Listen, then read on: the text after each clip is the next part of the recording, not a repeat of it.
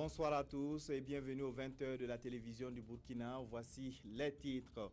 Le gouvernement de la transition rend hommage à Ama Arba Diallo. Une rue de la ville de Dori et le stade régional du Sahel ont été baptisés ce matin au nom de l'ancien député maire décédé le 30 septembre dernier.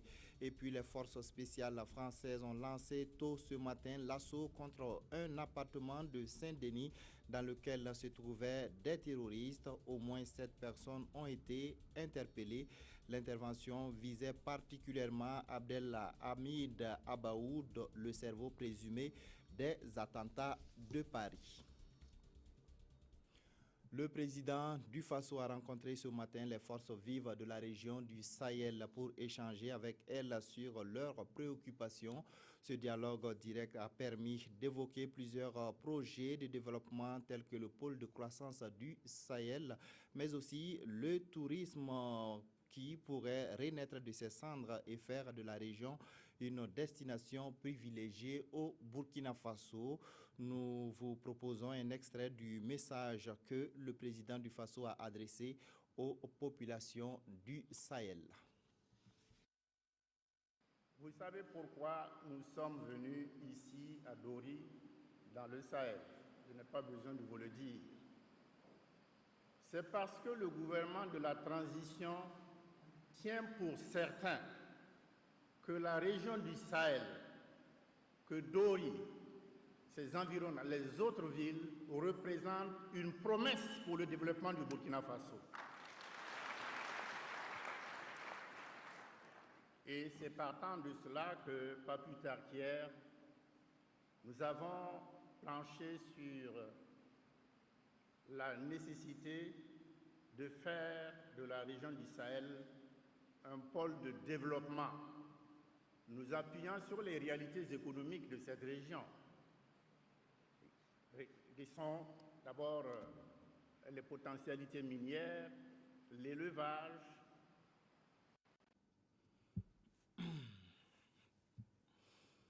C'est communiqué avant de poursuivre. Le président de la transition, président du Faso, son Excellence Michel Kafando, participera à un sommet du G5 Sahel qui se tiendra à N'Djamena au Tchad les 19 et 20 novembre 2015. Cette rencontre des chefs d'État intervient après la réunion des chefs d'État-major des armées qui s'est tenue à Ouagadougou le 4 novembre 2015. À N'Djamena, les dirigeants des pays du G5 vont discuter de la situation sécuritaire dans la sous-région en marge des travaux du sommet. Le président du Faso aura des entretiens bilatéraux avec certains de ses pairs. C'est signé de la direction de la communication de la présidence du Faso. Et puis ce décret, le président de la transition, président du Faso, président du Conseil des ministres, vu la Constitution, vu la charte de la transition, vu le décret numéro 2011-1099 presse du 30 décembre 2011 portant organisation des services de la présidence du Faso, décrète article 1, il est mis fin aux fonctions de M. Jacques Boukari Niampa, chef du département des infrastructures de la présidence du Faso. Article 2, le présent décret sera publié au journal officiel du Faso, Ouagadougou, le 3 novembre 2015. La suite du journal, le nom de l'ancien député maire de Dori, feu Ama Arba Diallo, restera à jamais gravé dans la ville de Dori. Une rue et le stade régional du Sahel portent désormais le nom de l'illustre disparu. Le point avec Kader Sabadogo et Abdelaziz Yagibou. La rudesse du climat de son Sahel natal n'a pas poussé feu Ama Arba Diallo à tomber dans le fatalisme.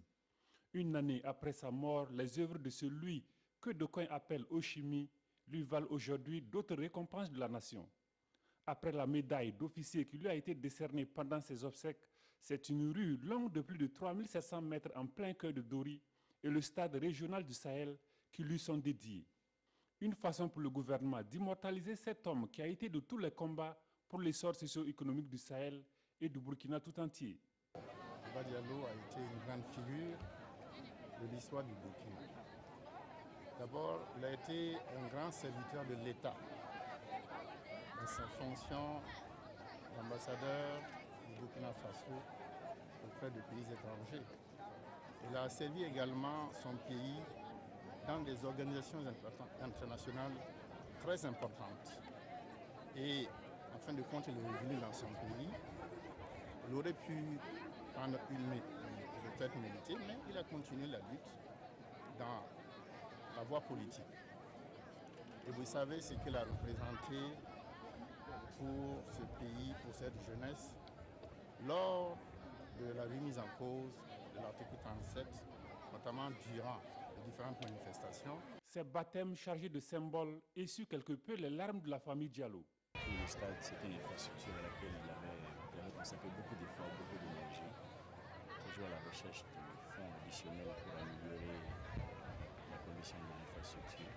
Donc nous étions très honorés, nous sommes très honorés, nous sommes très fiers de ce geste qui est accompli aujourd'hui par le gouvernement. Pour les citoyens de Dori, dont l'épanouissement a été l'une des causes de l'engagement politique de Ama Arba Diallo, l'initiative du gouvernement est fort louable. C'est un bon vieux. On est content de lui, il a changé notre ville et on est content de lui. Les gens qui ont quitté Dori 2 ans revenus, on trouvait que Dori n'était plus le même Dori. Grâce à l'action de celui dont la mémoire est saluée ici, la commune de Dori va bénéficier dans les mois à venir d'environ 10 milliards de francs CFA pour le financement de ses projets prioritaires.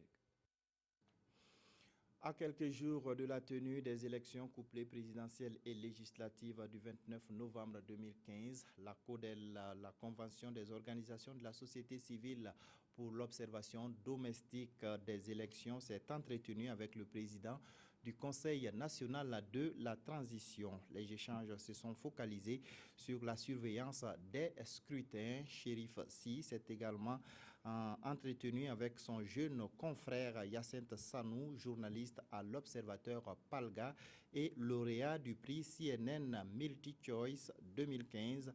Le point des audiences avec Kwame Bama et Nathalie Savadogo. La Convention des organisations de la société civile pour l'observation domestique des élections couplées CODEL multiplie les initiatives pour une réussite totale des scrutins présidentiels et législatifs. Accompagnés de ses partenaires, ils sont venus faire le point de leur stratégie de surveillance et d'observation au président Chérif Sy. Il faut que ces élections réussissent, qu'ils soient sans contestation, qu'ils soient propres, à l'image de ce qui s'est passé le 30 et 31 octobre, et également à l'image du refus de notre peuple le 16 septembre. Le président de la CODEL a en outre donné sa lecture du déroulement de la campagne électorale. Pour le moment, ça va, il n'y a pas de dérapage. Chacun essaie d'expliquer son programme. Ce que j'ai noté, c'est qu'ils sont partis au fin fond du Burkina Faso. Et c'est un truc très positif. Notre confrère Hyacinthe Sanou de l'Observateur Palga est la deuxième personne à être reçue par le président. Sacré lauréat du prix CNN Multi-Choice 2015 et le prix du meilleur article francophone, Hyacinthe Sanou est aussi lauréat du prix Zimeo Chérif Sy. Il est venu présenter ses 3 trophées à son aîné et prendre conseil. Des conseils qu'il a qualifiés de 4e trophée. Le Fonds pour l'environnement mondial va financer à hauteur de 5 milliards de francs CFA 3 projets au Burkina Faso. Le CONED, le Conseil national pour l'environnement et le développement durable, a organisé un atelier pour présenter les projets retenus. Roger Kam, Draman Guéné. 5 milliards de francs CFA pour protéger l'environnement burkinabé. C'est l'enveloppe allouée au pays par le Fonds pour l'environnement mondial pour financer des projets prioritaires en la matière. Cet atelier du Conseil national pour l'environnement et le développement durable vise donc à partager avec l'ensemble de ces acteurs les projets retenus. Nous avons essentiellement 3 axes. Nous avons le domaine de la dégradation des terres, c'est assez important pour le Burkina. Nous avons également le domaine des changements climatiques et nous avons effectivement le 3e domaine qui est le domaine de la diversité biologique. 3 projets sont alors retenus sur la centaine proposée au moment où le Burkina postulait au fonds. Contraintes financières obligent. Nous sommes partis de l'ordre de 107 projets et pour une enveloppe de plus de 4 000 milliards de francs CFA. Alors que la cagnotte est limitée, il faut bien que nous puissions retenir les projets prioritaires et qui peuvent être effectivement pris en compte. C'est un projet environnemental de 4 ans qui sera exécuté grâce à cette aide. Une aide acquise dans le cadre de la 6e reconstruction du Fonds pour l'environnement mondial. L'accès des producteurs au financement a toujours été une préoccupation majeure des acteurs du monde rural. Le Centre de recherche de développement international et de développement des jardins vient de lancer un projet dans ce sens. Son objectif est de financer les activités agricoles et faciliter l'appropriation des innovations par les producteurs. Mokhtar Ouedraogo et Bouma Ernest Nebié. Un projet au profit du monde agricole vient d'être lancé. Dénommé Services financiers et déploiement d'innovation agricole au Burkina, il vise un meilleur accès au financement agricole au Burkina et l'adoption des innovations dans le domaine de l'agriculture par les producteurs. Aujourd'hui, c'est de justement développer, d'échanger pour faire cette synergie et développer ce qu'on pourrait dire un plan de mise en œuvre et vraiment que chaque intervenant puisse se l'approprier et voir les différentes étapes. Le projet, selon les premiers responsables du ministère de la Recherche scientifique et de l'Innovation, est un véritable soulagement pour les agriculteurs. On s'est rendu compte d'une façon générale que malgré tous les efforts que le gouvernement déploie à l'endroit des producteurs, on se rend compte que les producteurs n'arrivent pas à s'approprier les technologies. Pour la simple raison qu'ils n'ont pas les moyens financiers. Pour que les paysans puissent avoir des crédits avec les institutions financières bancaires, c'est un problème. Et nous pensons par là que les petits producteurs pourront avoir des crédits adaptés. Pour la mise en œuvre du projet sur le terrain, ces initiateurs qui sont le Centre de recherche pour le développement international CRD et le développement international des jardins DID bénéficient de la collaboration du réseau des caisses populaires du Burkina et de l'INERA. C'est l'heure de la moisson chez nombre de producteurs à travers le Burkina Faso. À Ouagadougou, les autorités en charge des questions de sécurité alimentaire dressent le bilan céréalier. La rencontre qui a débuté ce matin permettra aussi de faire une cartographie des zones vulnérables à l'insécurité alimentaire. Yacouba Gamene, Omar Zombré et Bouma Ernest Nebié. Les secrétaires généraux et les directeurs techniques en charge de la sécurité alimentaire des régions de Burkina sont en atelier à Ouagadougou. Au centre des discussions, la question de la sécurité alimentaire. Nous avons mis en place une politique nationale de sécurité alimentaire à travers laquelle nous avons mis en place un ensemble de dispositifs pour suivre les questions de sécurité alimentaire. Pour la campagne agricole en cours, nous avons procédé justement à l'évaluation de la situation et fait des analyses.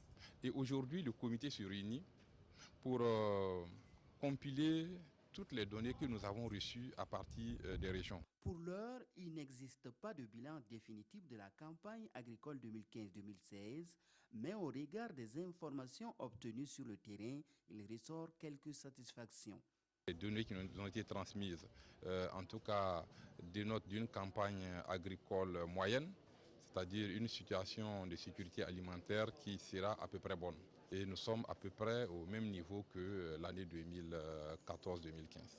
Au cours des travaux, les participants vont déterminer des zones et des populations vulnérables à l'insécurité alimentaire. Des recommandations seront formulées à l'intention des décideurs à l'issue de cet atelier de 48 heures. Le ministère en charge des Transports a élaboré l'annuaire statistique du domaine des transports. Le document comporte des informations et des données fiables et actualisées sur lesquelles les décideurs peuvent s'appuyer pour mieux planifier et orienter les politiques. Les acteurs du domaine examinent le document en vue de sa validation. Saratou Sissé, Abdul Rasmane Zongo. Ces cadres du département des transports ont 24 heures pour examiner et valider l'annuaire statistique au compte de l'année 2014. Nous avons présenté des données sur le réseau routier, sur également le réseau ferroviaire. Nous avons présenté également des données sur les activités de services de transport. Nous avons également présenté des données sur les titres de transport, notamment permis de conduire, carte grise, le nombre d'auto-écoles. C'est un peu ça qu'on peut appeler annuel statistique. Des objectifs précis sont attendus de cette rencontre. Nous avons besoin que tous les acteurs se réunissent, étant donné que c'est un outil que tous les décideurs peuvent utiliser dans le cadre de la planification, dans le cadre de la mise en place des politiques. C'est également un outil que tout le grand public, les chercheurs peuvent l'utiliser pour mener la recherche dans le secteur. L'issue de cette rencontre devrait permettre de disposer de données statistiques fiables, à même de booster le secteur des transports. Retour à présent sur la victoire des étalons qui ont battu les écureuils du Bénin hier au stade du 4 août sur le score de 2-1. Les étalons se qualifient pour le 3e tour des éliminatoires du Mondial 2018. Le match va basculer après seulement 7 minutes de jeu avec cette faute sur Jonathan Pitrapa. L'attaquant des étalons se fait justice et délivre le stade du 4 août. Ça passe. Premier but des étalons. Jonathan Pitrapa. Délivrance, certes, mais souffrance après, puisque le Bénin dos au mur va jouer son va-tout sur le reste de la première période. En seconde période, les écureuils restent dans leur volonté. Les étalons manquent de lucidité. Le public lui souffre. Le soulagement interviendra à la 71e minute grâce à Bertrand Isidore Traoré.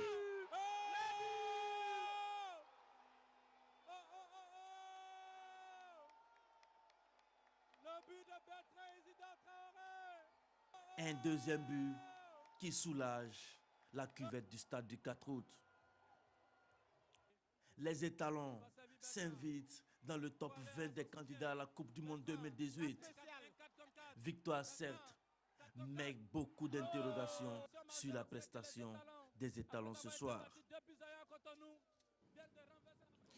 Voilà une victoire à 2-0 pour les étalons. Et puis la qualification donc hier des étalons a été émaillée d'un incident entre Alain Traoré et son entraîneur et des jeunes supporters. Au lendemain de ce spectacle désolant, le milieu de terrain des étalons a présenté ses excuses au peuple burkinabé. De traverser beaucoup de périodes difficiles et là au jour d'aujourd'hui j'ai repris ma condition physique, j'ai repris mon meilleur niveau et je pensais sincèrement aider l'équipe pour cette démarche-là. Je me sentais bien, je l'ai montré à l'entraînement que je pouvais jouer et donc du coup voilà, j'étais un peu frustré de ne pas participer à la fête. Voilà, cet incident vient gâcher un peu la fête. J'aimerais bien tout d'abord m'excuser par rapport au public burkinabé, par rapport à ce qui s'est passé hier soir. Voilà, aujourd'hui, je me présente devant vous pour présenter mes excuses à tous les peuples burkinabés, à tous mes supporters. Voilà, c'est pas un geste adapté pour un footballeur professionnel. Et voilà, je m'excuse auprès de tous les enfants qui ont pu voir ces gestes-là. Voilà, c'est pas un bon truc pour montrer l'exemple. C'est pas un exemple. Voilà, je m'excuse. Je pense que j'ai eu à faire mes excuses auprès de l'encadrement technique, auprès de tout le monde concerné. Et voilà, entre nous, on en a parlé, on a mis un trait là-dessus. Voilà, je suis humain, je suis comme tout le monde. Les forces françaises ont lancé tôt ce matin, aux environs de 4h30 du matin, l'assaut contre un appartement dans le quartier Saint-Denis, dans lequel s'étaient retranchés des terroristes. Au moins 2 terroristes ont été tués. 7 autres personnes ont été interpellées. Il est donc 4h20 ce matin quand la BRI et le RAID lancent l'assaut contre un appartement dans le centre piétonnier de Saint-Denis. Qu'une fusillade se produit. Les enquêteurs donc recherchent au moins un suspect clé, d'éventuels complices des attentats du 13 novembre qui ont visé notamment le Stade de France situé à une vingtaine de minutes à pied de l'appartement. 110 hommes du RAID et de la BRI sont impliqués dans cette attaque. Nous serons amenés au cours des prochains jours, dans le cadre de l'enquête, à poursuivre l'action que nous conduisons de lutte contre le terrorisme et je cède immédiatement la parole au procureur de la République. C'est le cerveau présumé des attentats de vendredi, le djihadiste belge Abdelhamid Abaoud, qui était visé. Beaucoup de travail qui a été effectué et qui a permis d'obtenir par la téléphonie et les surveillances et les témoignages des éléments qui pouvaient laisser penser que le nommé Abaoud était susceptible de se trouver dans un appartement conspiratif à Saint-Denis. Il est en l'état impossible de vous donner les identités des personnes interpellées qui sont en cours effectivement de vérification. Tout sera fait pour déterminer qui est qui et en fonction des examens de police technique scientifique, on vous dira qui se trouvait dans l'appartement et quelles conséquences il y a lieu d'en tirer pour le développement des investigations. Des déclarations formulées alors que les opérations de sécurisation se poursuivaient à Saint-Denis. Les parutions du jour se sont particulièrement intéressées à la victoire à 2-0 des étalons contre les écuries du Bénin. La revue de presse est avec Sibidi Issa Lankwandé. Éliminatoire mondial Russie 2018, les étalons valident leur ticket pour la phase de poule. Et les parutions du jour en font écho. Que ce fut laborieux pour les étalons, s'exclame l'observateur Palga. C'était un match à ne pas rater pour les locaux et les vice-champions d'Afrique 2013 ont répondu en battant leurs adversaires par 2-0. Mais que de frayeur note l'Obs pour qui les écureuils ont bien failli broyer de l'étalon, comme de la noisette, tant ils en ont fait voir au poulain de Gernot Rohr. Une qualif et des peines renchérit aujourd'hui au Faso, qui, comme l'Obs, revient sur les difficultés éprouvées par le 11 national face aux Béninois. Une qualification sur fond de polémique, écrit le quotidien, suite à ce qu'il qualifie de mauvaise inspiration d'Alain Traoré. Le joueur s'est illustré de la pire des manières, note le journal. Appelé à faire son entrée sur la pelouse, il a royalement ignoré son entraîneur, jouant même des coudes pour l'écarter. Face à ce comportement, le coach a tout simplement décidé de ne plus le faire jouer, précise le quotidien. Une attitude décriée et sifflée par le public, certains demandant même que le joueur soit banni du groupe pour son comportement, de nature à diviser le groupe, conclut le journal. Décidément, le germe de la contestation a définitivement gagné le monde du sport burkinabé. Après la petite reine, c'est le monde du tennis qui est en ébullition. Des professionnels de la discipline demandent la démission du président de la fédération. Dans une lettre ouverte adressée au ministre des Sports, les tennismen reprochent à leur président de ne présenter aucun bilan de sa gestion. Et puis cette information, avant de nous séparer, le colonel Yacouba Ouedraogo, président de l'UBN, l'Union pour un Burkina nouveau et ministre des Sports et des Loisirs dans le dernier gouvernement de Blaise Compaoré, a été déféré aujourd'hui à la MACA, la maison d'arrêt et de correction des armées, dans le cadre des investigations sur le coup d'État du 16 septembre dernier. Il a été déféré après avoir été entendu par la justice militaire ce matin. Voilà qui referme cette édition. Merci de l'avoir suivi. Passez d'excellents moments en compagnie de nos programmes.